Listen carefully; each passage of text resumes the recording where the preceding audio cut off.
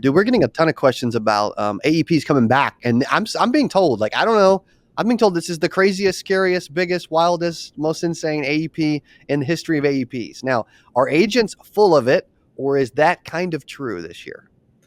So it's a great question, and it's the same thing that I'm hearing. It's going to be a different AEP, used a lot of words, exciting AEP. But I think that anytime that there's a lot of buzz, there also is a tremendous amount of opportunity. So I think that if you're an agent right now, ready to sell or getting ready to sell for this AEP, this is potentially the biggest AEP since the Yep. first AEP back in '06.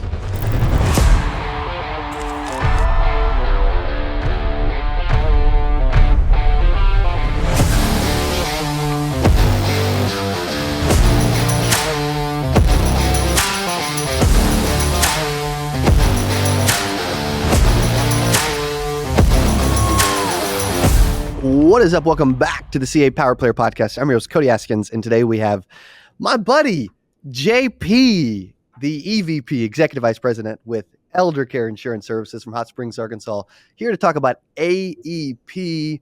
What is up, Jeremie? Welcome back. Man, thanks for having me. I always love me some Cody time. Dude, me too, buddy. You have, I actually believe that you are one of the better impactful storytellers that I have ever met. And I really believe that is why you've had so much success in insurance at the same time, because we're telling stories and solving problems, and you do an amazing job of that. There's no joke. Like, I'm being serious. So Well, we thanks. kind of, It means a lot coming from you, because I think anyone or everyone that has ever heard you speak thinks that you're one of the most dynamic speakers out there. So that's a huge compliment coming from you. I really appreciate it. thank you. Appreciate that. I am definitely, my speaking roots started in Arkansas with my grandfather, and so I'm just trying to continue to get better. I appreciate that. Dude, we're getting a ton of questions about AEPs coming back, and I'm being told, like, I don't know.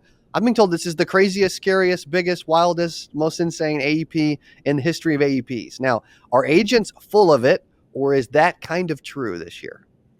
So it's a great question, and it's the same thing that I'm hearing. It's going to be a different AEP, used a lot of words, exciting AEP. But I think that anytime that there's a lot of buzz, there also is a tremendous amount of opportunity. So I think that if you're an agent right now, ready to sell or getting ready to sell for this AEP, this is potentially the biggest AEP since the Yep. first AEP back in '06. Wow. Was that the very first one? 06. Yeah, I think it was like '05 to '06, but yeah, Yeah. dating myself now because I'm And you were in it? yeah.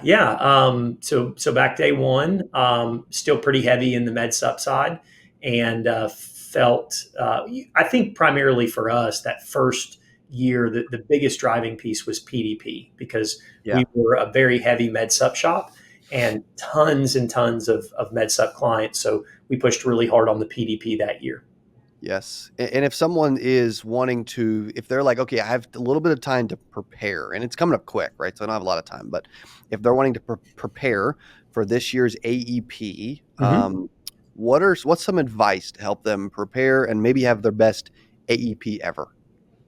So number one, we've all heard like this, what is it? Failing to plan is planning to fail. So I think having Yeah. a plan, and the question you asked is so big, but I think we got to start with getting appointed with the carriers, making Mm, sure that, if you want to sell whatever company it is, that you go, you get appointed.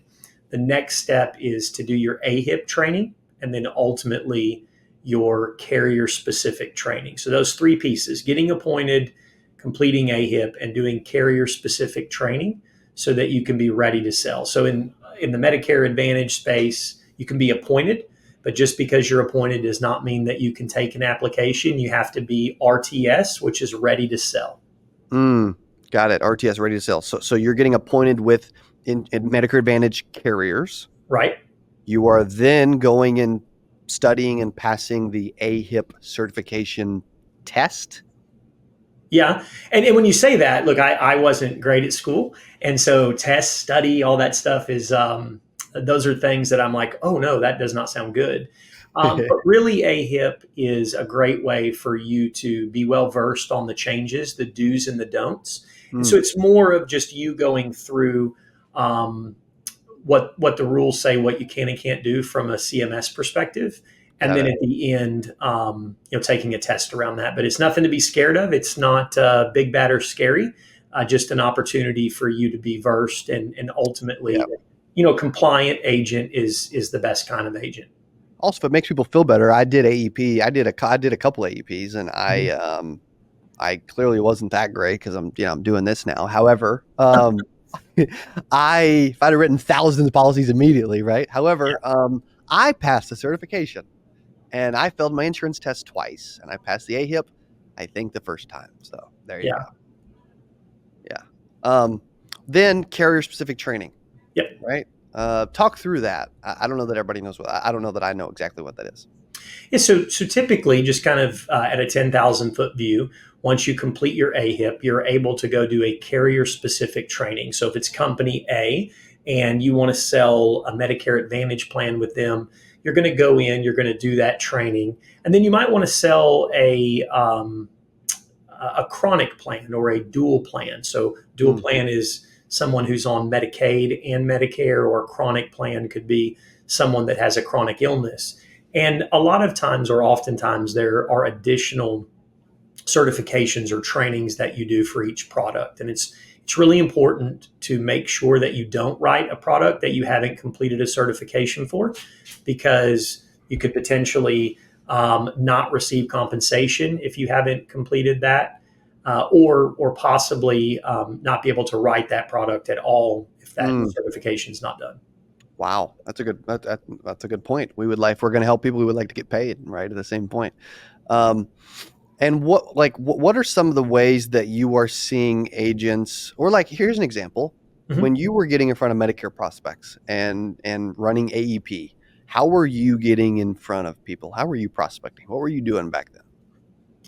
Well, you've heard it said many times, it's a relationship business. And the other piece to that is the Medicare business is an amazing business. It's a tremendous opportunity to not just build a career for you and your family and agents that you work with, but to really help people so that they have the coverage they need at the time they need it. And so when I say building relationships, like I've always said that there's two kinds of agents, and we've all experienced this if we've ever sold anything. This is the agent that I go in, Cody, and I'm pitching you, let's say. Hmm. And I say, hey, Cody, who's your agent? And you're like, I have no idea. I haven't seen him since he sold me the policy. Mm, Right. So that's agent one. And then agent two is the one where you go in and I give you a pitch, and we talk about how I can help you. And you say, hey, before I do anything, I've got to talk to Jeremie. He's my agent and he always takes care of me. And one of the things that I've learned in my years in the field or talking to consumers is that that first agent that hasn't had any contact, like they haven't talked to the consumer since they wrote the initial policy, like those are agents that don't have any relationship with a client, and therefore very easy for a new agent to go write that business yeah. versus an agent where there's such a good relationship that they're not going to do anything without talking to me. And so, I love to tell stories. It's kind of my thing. So I'll tell you a real quick story that's a very practical application in this rule. And I learned very early on. This is really what shaped my feel for why a relationship is so important. So early on, obviously, anybody who's new in the Medicare arena, final expense arena, can relate to you don't have any clients yet, so you're just really trying to do everything you can do to help as many people as you can and to keep yourself afloat. And so I had a veteran agent. This was back when we had to do all applications in person with wet signatures, no mail. So he says, hey, if you'll go down and help service some customers of mine, that would be impactful for me. So Hmm. he was a veteran agent. I wanted to help. I go down to the house. And when I get to the door, and I think you've probably heard this story, but it bears repeating, is as I knocked, the lady opened the door, that chain caught the door, and she's like, not super nice.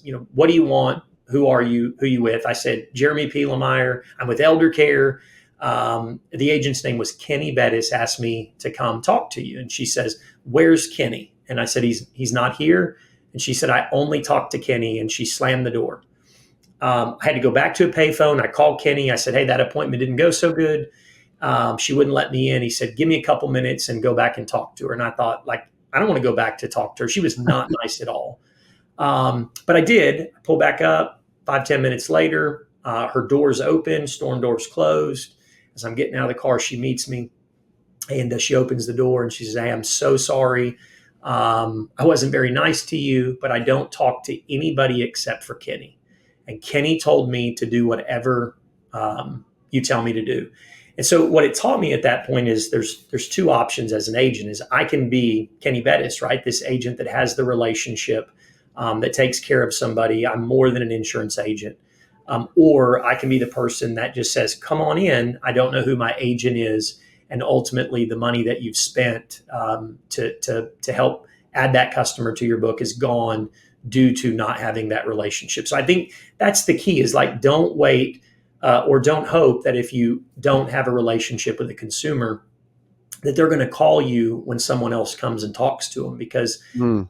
it's a lot cheaper from a sales perspective to keep that existing customer than it is to go buy a new one. Yes, such a good story to illustrate that thing too. Yeah. What are some of the things that you think a Kenny or a you or other successful agents that are keeping clients and they only want to keep working with them?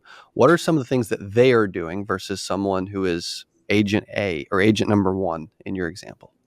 So when I was in the field, I made it a practice to try to call consumers, or my active policyholders, about every 60 to 90 days, and depends on Mm. that book of business size. But it's a really simple thing when you think about. And I won't even attempt to do quick math, but let's just say that you have 100 customers or 500 customers, whatever that number is. Then just take the 500 you have and divide that by effectively 30 days. So I'm sorry, 3 months.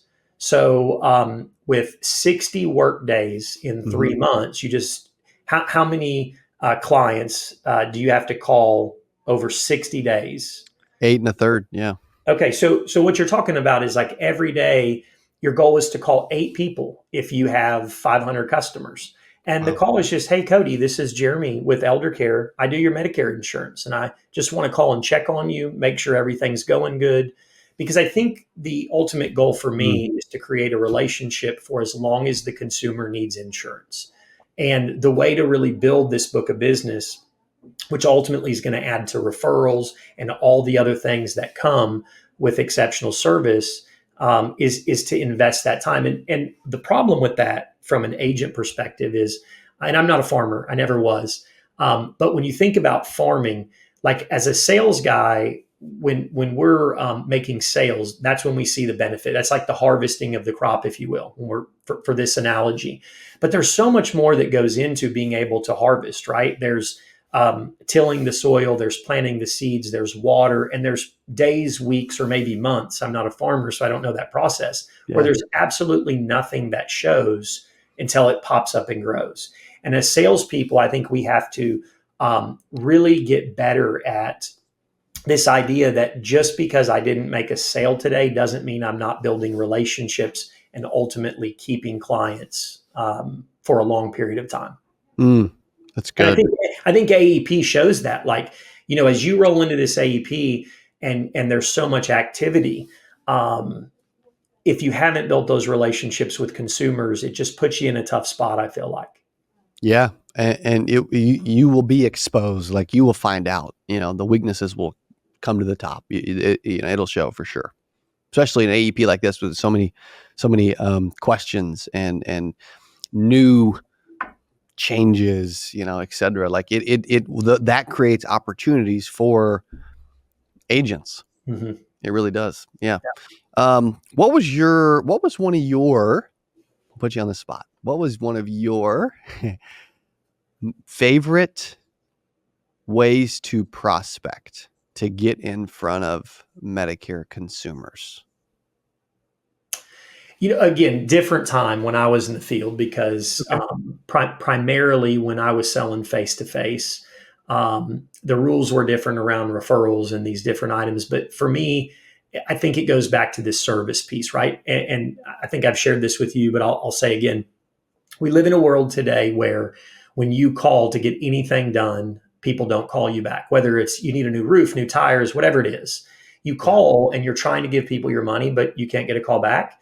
And so True. the first thing that you do when someone calls you back is you say, "Hey, thanks for calling me back." Like we've gotten to a place where we're thanking people for calling us so that ultimately they can make money. And the great thing about that for us is that what used to be exceptional is no longer exceptional, right? So True. when you have really great service, um, it stands out and it shows that you're different than everyone else. And so as an agent, and I'm sorry, I always have long answers, but when I worked at my previous company, I worked in a referral department. And so there were Mm. two types of leads that were run for the sales guys. There were the guy that ran 5 appointments a day, and it was in the same county, and he might sell, four window deals a week. And then there was the guy that he would run 2 to 3 referral leads, 2 or 3 hours apart, but they would sell, 75% close. And what I learned at that point is that the value in great service and great relationships allows you to work smarter, not harder. And so that was what I wanted to mirror my business off of, is being different than everyone else. This is calling, this is sending. My family, you saw my wife a while ago popped in. Hmm. We used to sit down at Christmas and handwrite Christmas cards, and still do, to policyholders that are active, and just say, "Hey, Merry Christmas." On birthdays, we sent handwritten birthday cards. And still to this day, if we were at my desk, I could show you every single time I talk to a customer, they call in. I had a lady call in today that moved to Texas, wanted to change her address. When I'm done, I write a handwritten thank you card that is part of the personal conversation that I had with that lady. Wow. So her message said, "Hope your move to Texas was easy. Thanks for letting me continue to take care of you, even though you've moved out of state. If you need anything, let me know." And so that personal touch, hopefully, you kind of know that you're doing it right when you call and you say hello. And before you introduce yourself, they say, "Hey, Jeremie, how are you?" And that's the relationship that I think if we all strive to build will really change the landscape of our business. Phenomenal. Phenomenal. Yeah, you put a ton of emphasis on that. And you know what's interesting is when I interview top agency owners within Medicare and Medicare agents, that they say this, that that's literally a big focus of theirs. And I think one of the coolest takeaways I've heard in a minute is to call every policyholder every 90 days ish, right? You said 60 to 90, but we'll just use 90. Yeah, but Um, but and I don't mean to interrupt you, but just to sort of put a point on that, like if you have a huge book of business, that may not be attainable for you. sure. Maybe it's every 6 months, but I think making sure you have these contacts is what the key is. I wouldn't get caught up Correct. in the number of them, just Got it. making sure that they happen. Yeah, I mean, I knew a big Medicare agent in I forget where he lived. He was somewhere in Arkansas actually. He had like 4,000 Medicare clients. It was crazy, all over the state. And Hmm. his staff, his whole team, he had like 4 or 5 ladies work with him. They made it a point to call their entire book of business every May. Like that was what they did in May. And I think the reason I love it so much is if you wanted, like you used 90 days and 500 clients, which we came up with the math of, I think is right, like 8 1/3, right? 8 calls a day. If Hmm. you wanted to make 8 calls a day to grow your book and keep your renewals and your clients happy and the connection and relationship and service, you could. It would take like 30 minutes, you know. Yeah. I mean, you could do it in the car on the way to work. And again, it doesn't have to be fancy. It could be as simple as, "Hey, you Yes, didn't answer. So I'm leaving a message like, 'Hey, Cody, I called to check on you. If you need anything, this is my cell number. Let me know.'" correct. Correct. And we normally, that's the thing. Like we look for the fancy new thing or the crazy and new advice that you've never heard before. But really, when you think about it, that is one of the best pieces of advice I've heard in a long time. And it's super simple, actually attainable. However, what percentage of the audience will actually go do that? Pretty small, unfortunately. Pretty small. Yeah. Jeremie, as always, thank you for so much for your time, buddy. If they want to learn more about elder care and you, what should they do or where should they go? Yeah. So obviously you can call Eldercare, 1-800 999-7340. And Cody, my email address, which you could put up on the screen, is jeremie@eisgroup.net. Jeremie, Jeremie at Yep, eisgroup.net. that's right. Cool. So that's You the when I man. know we've taken that step in our relationship, because it's an IE and not a Y. Correct. It took a minute. It took a minute. But after almost 11 years, you would think I would remember, right? Yeah. Dude, you're amazing. Thank you so much for being back on the podcast. I love you. Love Eldercare. You guys are awesome. Thanks, Cody. Thanks for everything. Yeah. Yes, sir. Appreciate you, buddy. Also, thank you guys for hanging and listening and prepping for AEP to go out and crush it. I love the nugget. Call every policyholder every 90 days, whatever the time frame is. Nobody does it. It's super, but you stand out. It's unique, and the fact that he's still writing like little cards to handwritten thank you cards to his clients after phone calls and stuff. Brilliant. Jeremie rocks it. Also, if you haven't tried our CABOOM Leads, you made it this far in the podcast, you can use coupon code YouTube to get 10% off on your very first order at kaboomleads.com. See you on the next episode. Adios.